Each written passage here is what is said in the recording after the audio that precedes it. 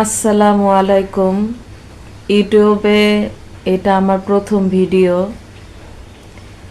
এখনো শিওর না ভিডিওটা আমি পাবলিশ করব কি না, কিন্তু আমার মনে হলো আসলে করা দরকার।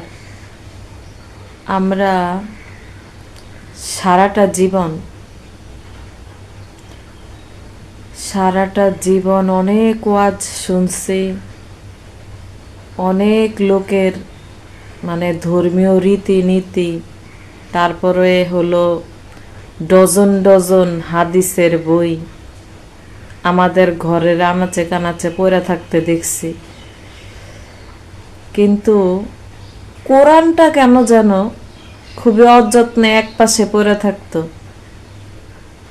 তারপরেও আবার দেখবেন যে আমাদের কোরআন শরীফের সংখ্যা খুবই কম থাকতো বাসায়, আবার খুবই কি বলবো, যাও থাকতো আরবি থাকতো শুধু। বাংলাদেশের মানুষ কোরআন পড়তো অনেকে, তো যারা আছে, যারা মাদ্রাসার লাইনে পড়ছে বা যারা জেনারেল লাইনে পড়ে, মাদ্রাসার লাইনে পড়ে নাই, জেনারেল লাইনে পড়ছে, ওরা তো ভাই কোরআন সেইভাবে পড়ে না, বলতে গেলে এটাই সত্যি কথা। অনেকে আছে খুবই কম কম পড়ে, যেমন আমিও খুব কম কম পড়তাম, বা দেখা যায় রোজা আসলে পড়া হইতো, এরকম হইতো আর কি, যারা জেনারেল লাইনে পড়াশোনা করছে। তো কি বলবো, আমাদের এরকম থাকে না। আল্লাহ বলছে যে আল্লাহ সবসময় কিছু এরকম প্রতিনিধি পাঠাবে। আমরা তো যারা সাধারণ আল্লাহর বান্দা, আমরা কিন্তু সাধারণ প্রতিনিধি। আল্লাহর প্রতিনিধি সবচেয়ে যারা ভালো, সবচেয়ে বেশি ভালো, যাদের কাছে জিব্রাইল আলাইসাল্লাম আসতেন, ওহী নিয়ে আসতেন, নবী রাসূল গণেরা। এরপরে তো বিভিন্ন আরো যারা কি বলে এটা, ইসলামিক লাইনে আসে। আমি আবার ভাই মাজার পূজারি না, এসব ভাববেন না। আমি এরকম করেই র্যান্ডমলি ভিডিও দেখতেছিলাম, একটা কিছু তালাশ করতেছিলাম, আমার খুবই ব্যক্তিগত। আমি জাকারিয়া স্যারকে পাইছি ভাই, এরকম একজন মানুষ যে কিনা আমাকে কোরআনের প্রতি এতটা ভালোবাসা জাগাইছে। স্যার আর বেঁচে নেই, সবাই স্যার আমাদেরকে শিখালেন যে আল্লাহ আসলে কতটা বান্দার প্রতি দয়া। আল্লাহ কখনো বান্দার জন্য ভয়ের কোনো কিছু না। এই যে পৃথিবী বা এই মহাবিশ্বটা যে তৈরি হইল, বা আল্লাহ যা যা কিছু সৃষ্টি করেছেন, সব কিছুর মধ্যে আল্লাহর একটা দয়া মায়া নিহিত আছে।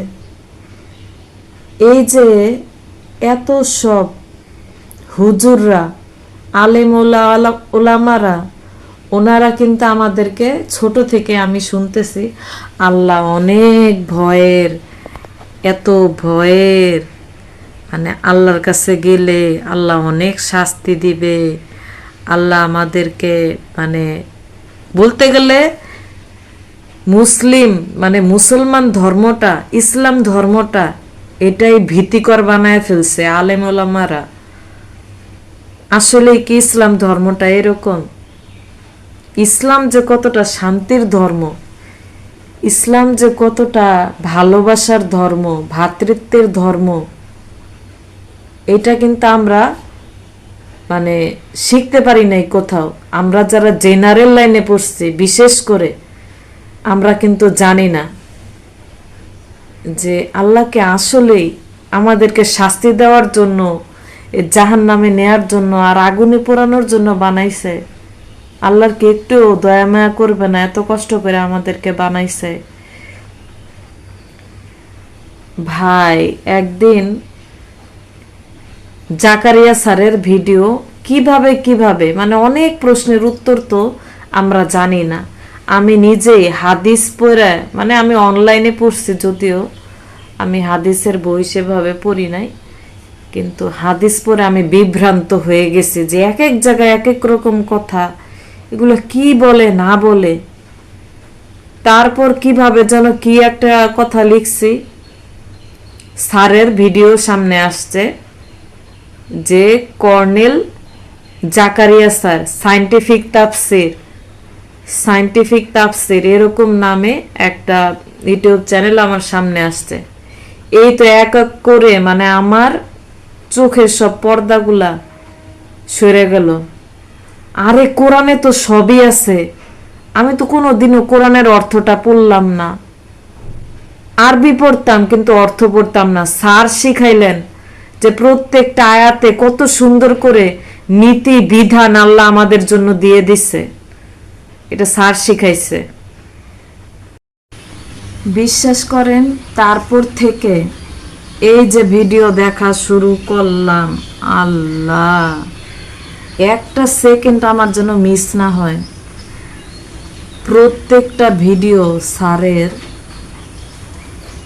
মানে এমনভাবে দেখছি, মানে আমার মনে হইতেছিল যে সারা জীবনেও আমি এরকম কোনো কথাবার্তা আমি কোথাও শুনি নাই।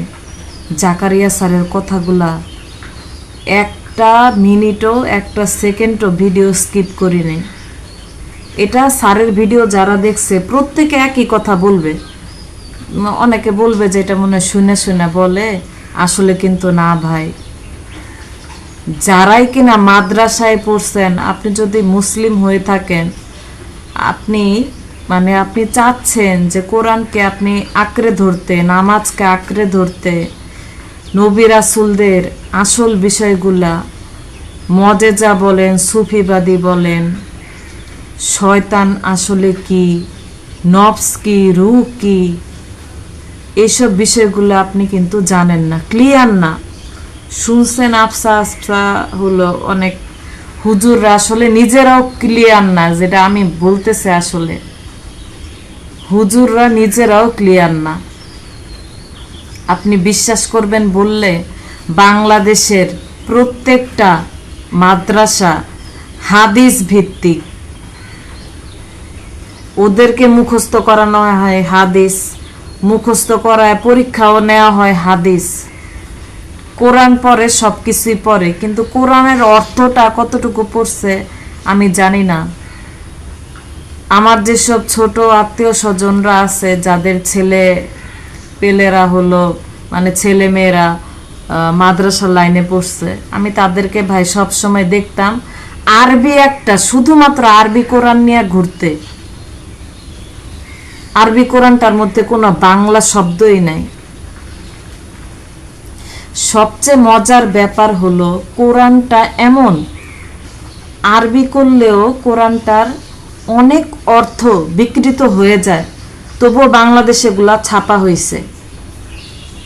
স্যারের ইংরেজিটা আপনারা একটু দেখবেন, তাহলে অরিজিনাল আল্লাহ কি বলছে এটা আপনারা বুঝতে পারবেন। আমি শুধু বলতেছি না যে স্যারের বিষয়টাই, আপনারা ভাই কোরআনটাকে বুঝতে পারবেন। স্যার আমাদেরকে পথ দেখাইছে, ওনারও কিছু ভুলভ্রান্তি থাকতে পারে। ওনার সিগারেট খাওয়া নিয়ে অনেক আলেম ওলামারা দেখলাম এই সেই বলে, কত কিছু বলে, ভাই এসব ঠিক না। ভুলভ্রান্তি সবার মধ্যেই আছে, আমার মধ্যেও আছে, আপনার মধ্যেও আছে। সবশেষে এই কথাটাই বলবো ভাই, আপনি যদি বা বোন যারাই কিনা আমার ভিডিওটা দেখছেন, দয়া করে আমাকে কেউ জাজ করবেন না, আর আমার প্রাণপ্রিয় স্যারকেও কেউ জাজ করবেন না। আপনারা যদি সময় নষ্ট করতে না চান, ভুল পথে যদি হাঁটতে না চান, এই শিক্ষিত মানুষটার সম্ভবত স্যার মানে 20 থেকে 25 বছর বা 30 বছর স্যার এই সায়েন্টিফিক তাফসির লেখার জন্য এই যে রসায়নটা ঘটাইলো, কোরআন যে আসলে সম্পূর্ণ বৈজ্ঞানিক, বিজ্ঞানটা যে কোরআনটা থেকে আসছে, এটা কিভাবে লজিক্যালি কিন্তু স্যার আমাদেরকে দেখাইছে। আপনি নামাজ পড়বেন, কেন পড়বেন, লজিক্যালি স্যার আপনাকে দেখাইছে। আপনি কেন সেজদা করবেন, লজিক্যালি স্যার আপনাকে মানে দেখাইছে, বুঝাইছে। প্রত্যেকটা লেকচার, যেটা কিনা মানে অনেক সময় বঙ্গানুবাদেও মানে বাংলা কোরআনটা কিছুটা ভুল থাকতে পারে, সব কিছুর কিন্তু অর্থ হয় না, করা যায় না। কিছু কিছু দেখবেন যে ইংরেজি বাংলাদেশে কিন্তু মানে বাংলাদেশে না, সারা বিশ্বেই মানে আঞ্চলিক ভাষায় থাইকা যায়, মানে আঞ্চলিক না সরি ইংরেজি ভাষাই থাইকা যায়। সেরকম আপনি যদি ভুল পথে হাঁটতে না চান, যে এই যে হাদিস ভিত্তিক চলাফেরা সারা এখন অনেক বিশ্বে এগুলো আমি দেখছি, পাকিস্তানেও এরকম কিছু মানে আছে, আবার হলো বাংলাদেশে তো আছে, ইন্ডিয়ায় আছে, বেশিরভাগ মুসলিম দেশে এগুলো আছে। তো বেশিরভাগ আমরা যেহেতু বাংলাদেশি, আর স্যার আমাদের বাংলাদেশের গর্ব, আল্লাহ তাকে মানে এই কাজে পাঠাইছেন। স্যার কিন্তু বলছে যে এই সায়েন্টিফিক তাফসিরের কাজ শেষ হলে স্যার চলে যাবেন। আমি আল্লাহর কাছে সব সময় দোয়া করি, বিশ্বাস করে নামাজে স্যার মারা যাওয়ার পর থেকে 14 তারিখে না 13 তারিখে মারা গেছে, এর 3 দিন 4 দিন পরে আমি শুনতে পাইছি, দেখতে পাইছি। আপনারা যারাই, আমি বলবো কোনো আলেম ওলামা ওনাকে নিয়ে জাজ করবেন না, সবারই ভুল ভ্রান্তি আছে। স্যারের জন্য দোয়া করবেন যে স্যার আমাদেরকে সঠিক পথ দেখায় গেছে। কোরআনকে কেন লজিক্যালি ভালোবাসবেন, রোজাকে, হজকে, নামাজকে কিভাবে, এই নিয়মগুলা কেন আমাদের পালন করতে হবে, এটা কিন্তু একমাত্র স্যারই আমাদেরকে দেখায় গেছেন, বুঝায় গেছেন। সারা জীবন ওইটা কেউ পারে নাই। কোরআনকে এখন ভালোবাসি ভাই, মন থেকে ভালোবাসি, ইসলামকে ভালোবাসি।